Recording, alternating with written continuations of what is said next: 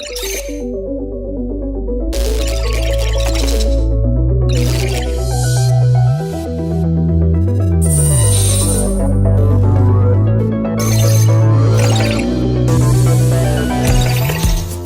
we are standing in the Quest airlock, which is divided into two parts. We have the equipment lock and we have the crew lock. This equipment lock has a hatch right here that closes, and the crew lock has another hatch. The EMU, or the Extravehicular Mobility Unit, is our spacesuit, and it's divided roughly into two parts. We have the hard upper torso, which is almost like a turtle shell. It's a hard fiberglass shell, and then we also have the lower torso assembly. These spacesuits are our own little spacecraft, and they have everything you need to keep you alive out in space for 7 to 8 hours, maybe even longer, depending on how hard you're working.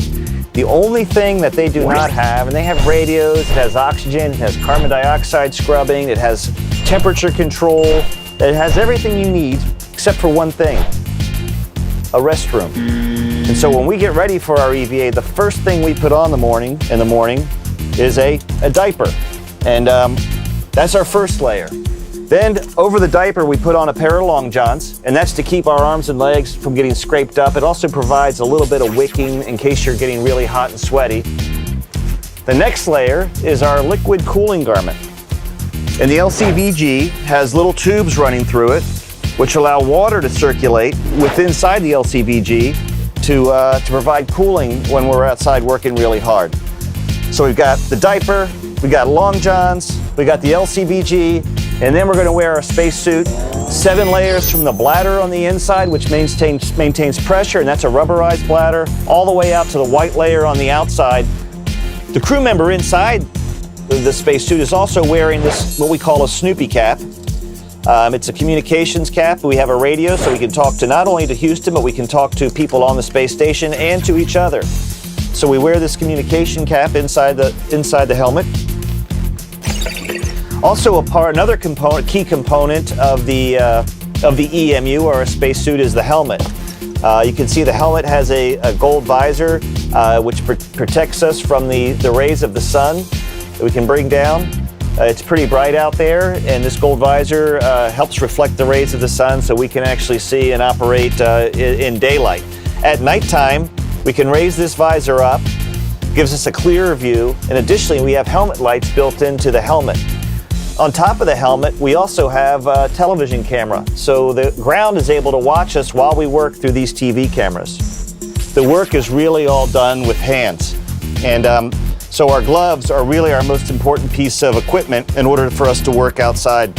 And one of the real challenges of a spacewalk is you have this heavy gloved hand which is inflated, so it wants to stay like it's blown up like a balloon. But we walk by grabbing onto handrails and making our way along the ISS.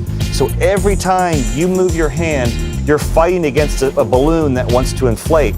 And then on top of that, all of our equipment is based on using your hands too. So after 6.5, 7 hours of kind of fighting against this glove, it's a really long day, and your hands are probably the thing that are most exhausted after 7 hours out on an EVA. Well, we're going out to work. You probably saw me move this mini workstation. The way we carry our tools is on a mini workstation, which is carried on the front. Every single tool we use is tethered to us. We do not want to accidentally create satellites. Our primary way of remaining attached to the ISS, if we're not using our hands, are these waist tethers. And you can see they just have a big hook. They go around a rail or anything else on the ISS and latch on, and it actually has a locking mechanism as well to hold us nice and tight. So we always want to have one of these attached if we're not holding on with our hands as well. The back of the EMU has our life support system. The life support system contains all the equipment we need, from a UHF radio down to the oxygen tanks that provide primary oxygen. One of the challenges inside this sealed environment, it's very easy to carry our own oxygen with us, but we generate a lot of carbon dioxide, particularly when we're out there working very hard. So to combat that, to deal with that, we have these canisters called Medox canisters, which are just silver oxide. They are carried in the backpack along with a very large battery, which provides all the electricity for us. I don't have a battery here to show you today because we're in the process of charging them. We're about a month out from doing a spacewalk, and we've already started getting ready for that. So this Medox canister is able to remove about 7 to 8 hours of carbon dioxide that a human can generate inside the spacesuit. EVAs have allowed us to build and maintain the ISS, repair mission-critical hardware, investigate malfunctions, install new hardware, and the view, unbelievable. See you next time.